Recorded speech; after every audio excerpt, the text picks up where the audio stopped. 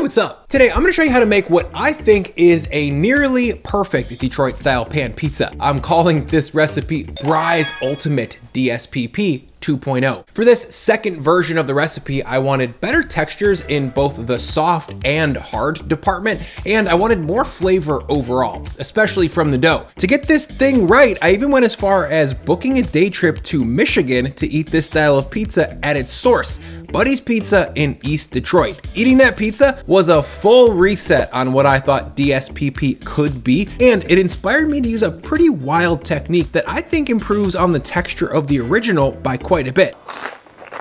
To get started, I'll grab a medium bowl and into it combine 250 grams of water, 3 grams of instant yeast, and 9 grams of salt, then 365 grams of bread flour. Next, I'll grab a sturdy spoon, jump into the bowl, and stir everything to combine. And once this dough has started to clump into a solid mass like this, I'll switch from a spoon to a soaking wet hand. Now the hand goes in and I'll squeeze to continue the mix, but also to smooth out any chunky bits that might have formed during the spoon part. And after 1 to 2 minutes of mixing this by hand, you can see this dough is still a shaggy mess that doesn't quite look like pizza dough, but give it time. It's gonna look beautiful very soon. Of course, if you don't wanna go for the handmade route here, you could use a stand mixer instead. The process for that is super simple. Just combine everything into the bowl and mix it on medium-high speed for 7 to 8 minutes. Be advised though, even after all that time, this dough still won't come together into a strong ball like you're used to. It's gonna be quite sticky because there's a lot of water in it. The point is, whether you go hand mix or stand mix, both doughs are gonna be sticky and both are gonna have the same result when it comes to the pizza.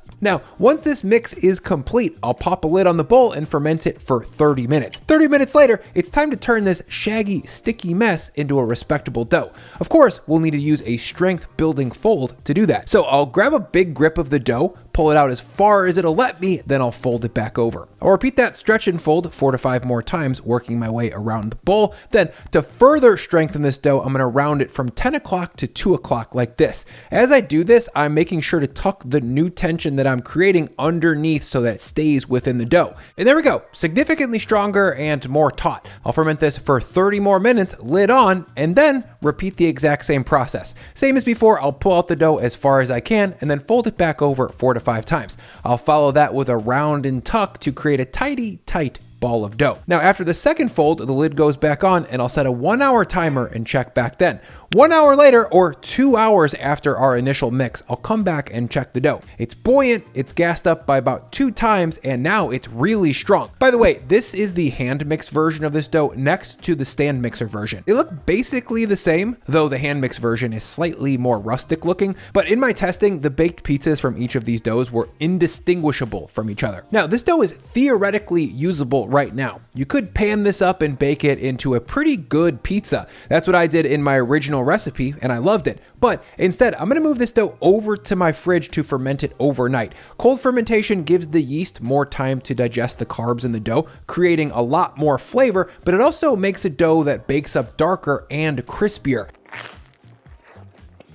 Wow. Cut to my 1-hour pan pizza recipe for comparison. This dough only fermented for 1 hour instead of the 24 that we're shooting for. And while it can get crispy, that crispiness is fleeting. Cold fermentation slowly enhances the gluten structure and produces a deeper crispiness that stays crispy for much longer. That was one thing that I noticed about Buddy's Pizza in Detroit actually. The pizza stayed remarkably crispy at the table pretty much the whole time we were there. I can't say for sure this is because of cold fermentation because they keep their recipe secret, but at home, I know that cold fermentation is a great way to replicate this texture. The next day, when I pull this out of the fridge, you can see it's just about doubled in size and is slowly gassed up even more. From here, I'll flip it out onto a floured surface, then dust the top, and then gently flatten it into a roughly square in shape. From here, I'll just take my dough scraper and then cut it right down the middle. Each dough should be in the ballpark of 310 grams. Next, I'll grab 2 well-oiled Lloyd brand Detroit pizza pans. These pans are the gold standard for making Detroit pizza at home, and I'll link down below if you're interested. A less good but still viable option if you're not going to buy these would be to use 8x8 brownie pans. They don't have nearly the heat conductivity that the Lloyd pans do, and the bottoms won't be as crispy, but they'll work in a pinch, and if you've got them, you can use them. Now, I'll just pop both slabs of this dough into the heavily olive-oiled Lloyd pans, then using my fingertips, I'll dimple the dough to spread it out in the pan.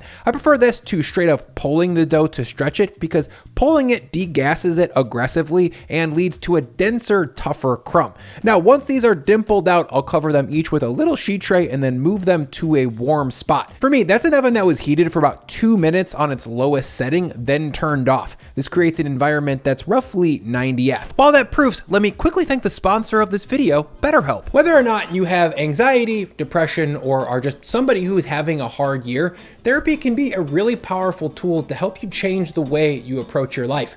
It's been a really positive thing for me, both as a young person and as an adult, and that's why I love talking about BetterHelp. BetterHelp's mission is to make therapy more affordable and more accessible. And if you ever tried to find a therapist, you know that it can be pretty hard. I personally live in a big metro area where there's tons of therapy options, and it was still hard for me to find the right fit.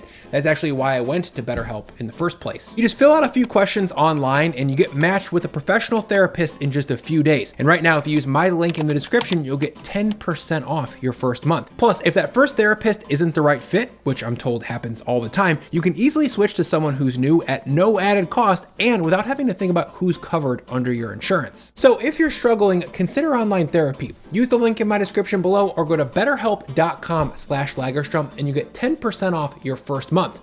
Thank you, BetterHelp. Now, let's make the pizza sauce. For that, into a 28-ounce can of crushed tomatoes, I'll combine 50 grams of tomato paste, 7 grams of salt, 12 grams of sugar, half gram of oregano, half gram of basil, and then a strong pinch of chili flakes. Next, I'll just drop in my immersion blender and spin the whole thing until it's smooth. Now, once I've got it spun up, I'm gonna bring it over to the stove and cook it down to thicken it up. To do that, into a medium heat nonstick pan, I'll add in a long ziggy of olive oil, then 10 grams of minced garlic. I'll just jump in and stir that real quick and then fry until the garlic is fragrant and just starting to take on a touch of light brown like this. From here, I'll add in my pureed seasoned tomatoes, stir to combine, bring to a simmer, and then cook down for about 10 minutes or until it's reduced by half. And after 10 minutes, you can see this sauce is quite a bit thicker. And when I pass my spatula through it, it leaves a pretty stiff trail. Since this sauce is gonna sit on top of the cheese, it needs to be this concentrated so it's not soupy and doesn't run off the edge of the pizza. Now, let's get back to the dough. It's been proofing for about 30 minutes at this point, so I'm gonna give it one more docking to spread it out to the edges of the pan.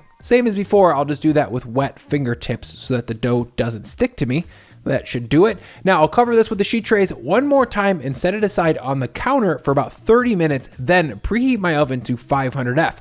While that gets hot, I'm gonna prep the second and only other topping for this pizza, the cheese. Of course, the signature cheese for Detroit style is Wisconsin brick cheese. This cheese is pretty hard to describe in terms of flavor. It's like a saltier, more aged, funky mozzarella. It's also drier than mozzarella, which usually means that it browns really nicely in the oven. A useful trait when you're trying to get fried cheese edges. Now at Buddy's and most of the Detroit style pan pizza places, they use ground brick cheese, meaning that they start with chunks of cheese and grind it down into a pebbly, chunky texture like this. I'll say that in my testing, this form factor browned way too quickly in a home oven. These pizzas got this brown after only 8 minutes, which is not enough time to brown the bottom crust. So to delay browning and to get more time to bake that crust, I decided to go with the more traditional form factor of grated cheese. Also, if you're wondering where the heck to get brick cheese, I got mine at the Italian deli here in St. Louis, but Amazon also sells it, and I ordered a pound of it to see if it was any good. This internet cheese has a little bit more moisture in it than the stuff I got from the Italian deli, but it still has that salty brick cheese flavor. This will work totally fine. If you can't find brick cheese though, a full fat mozzarella block from the deli counter would also work great. Back to the dough. After about 1 hour of proofing, these pizza doughs have filled their pans from edge to edge, and they've risen quite a bit. They're sitting about 1 inch off the bottom of the pan. Now to build them into pizzas, I'll add on about 125 grams of grated cheese. Then I'll drop on 4 medium-sized dollops of my pizza sauce and gently spread those out. Having the sauce localized to just 4 spots like this creates a ton of contrast in the final slice. Just like at Buddy's, some bites will be sauce heavy and some will be sauce free. Next, I'll load it into a preheated 500F oven onto a pizza steel or stone and bake it for 10 to 14 minutes. The steel under this pizza does an amazing job at transferring heat up into the bottom crust. Without it, the bottom of the pizza is likely to be quite a bit less crispy than you're looking for and pretty blonde. And after 12-ish minutes, these pizzas are looking really, really good. Ooh. They've risen quite a bit in the pan, and the cheese around the edges is fried up, crispy, and brown. Now, I'll scoot these out of the pan and onto a wire rack to set up for about 5 minutes. If you left these in the pan, they would get steamed and lose their crispiness. Now, after 5 minutes, this pizza is looking pretty great. It's well fried and pretty crispy. In fact, it's similar to what we had at Buddy's in terms of color and crispiness, but I want a crackly, glassy crust with a crispiness that lasts through the entire slice, and this just isn't gonna cut it. So the secret pro move here is to move this whole pizza back into the oven onto the steel for 3 to 5 minutes. This is gonna re-crisp up the fried cheese around the edges and more deeply bake the bottom of the pizza, making it even crispier. And after about 4 minutes on the steel, this pizza is ready for consumption. For your reference, you can see the standard baked pizza next to the refired one. You can see that 4 minutes did quite a bit of additional crisping. You guys, this pizza has so many kinds of textures going on at the same time. Oh my God. It's brittle, it's crunchy, it's bready, it's chewy, but very soft. It's not hard on your mouth like Captain Crunch, it's just pleasure all the way down. Oh, and if you want a faster, easier pan pizza than this Detroit version, here's a link to that 1-hour cast iron pizza that I mentioned earlier. See you there.